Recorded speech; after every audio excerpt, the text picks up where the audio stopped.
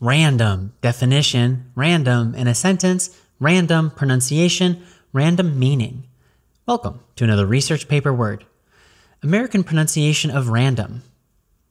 Random. Random. Random.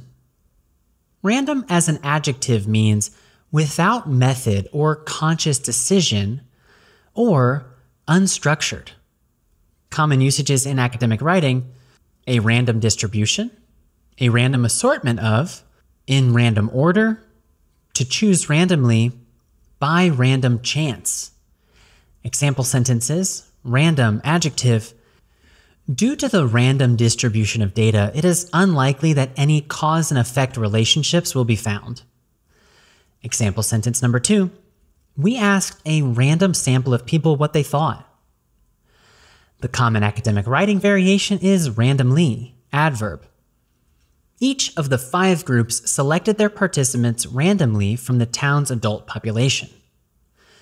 Please write a sentence using random in the comment section. I will read it and reply. Now you know the pronunciation of random, the meaning of random, and random example sentences. I'll see you in the next research paper word video.